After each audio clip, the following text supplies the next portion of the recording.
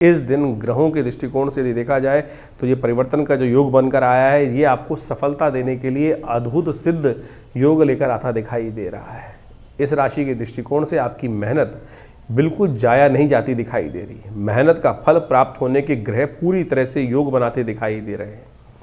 इस समय आपकी राशि के दृष्टिकोण से जो ग्रहों का योग बना हुआ है, वो पूरी तरह से आपको सफलता देने के लिए पूरी से तत्पर है। देव दिवाली है इस दिन।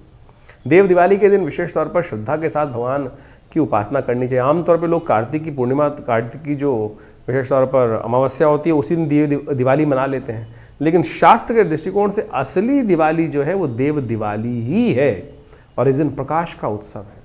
प्रकृति स्वयं प्रकाश की तरफ जाती है। चंद्रमा स्वयं अपना प्रकाश जो है प्रकाश उत्सव की तरह उपस्थित कर रहा होता है। तो इस दिन विशेष तौर पर आपको एक काम करना चाहिए, भगवान विष्णु की और समस्त त्रिदेवों की उपासना करते हुए उनके निमित्त घर को प्रकाशित करने का प्रयास करना चाहिए। कम से कम 27 दीपक अवश्य जलाने का प्रयास करना चाहिए। घी के जला सके तो बहुत अच्छा, तेल के भी जला सकते हैं दीपक। ये देव दिवाली एक ऐसा पर्व है, दिवाली तो आप मना चुके हैं अमावस्या के दिन, लेकिन वो अमावस्या की दिवाली थी जो भगवान राम के आगमन पे हुई थी।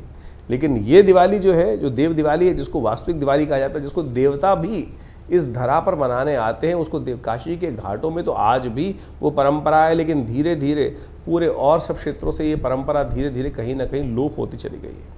ये प्रकाश का पर्व है। गुरु नानक देव जी की जयंती भी प्रकाश उत्सव के रूप में मनाई जाती है इस दिन। तो वास्तविक तौर पर बहुत शुभ दिवस है।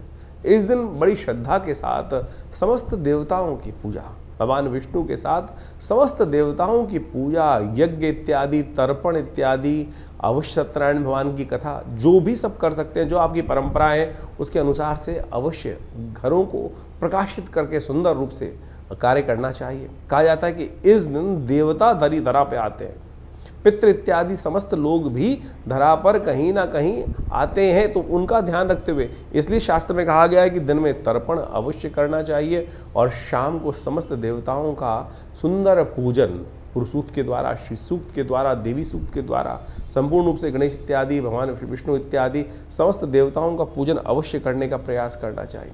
और इस कार्तिक पूर्णिमा में स्नान कर कर दीप का दान और दीप को प्रवाहित करना शास्त्र में बताया गया है। तो इसको कर लेने से कहा जाता है कि व्यक्ति के जीवन के समस्त कष्ट, चाहे कैसा भी पाप जीवन में व्यक्ति के द्वारा हो गया हो, उससे निवृत्ति का मार्ग एक दीप दान से हो जाता है। तो शाम के समय प्रदोष काल में देवताओं का संपूर्ण पूजन करने के बाद यदि कहा जाता है कि एक दीप यदि दान कर दें किसी देवस्थल में, तुलसी के आसपास, कहीं भी जाके मंदिर में जला दें,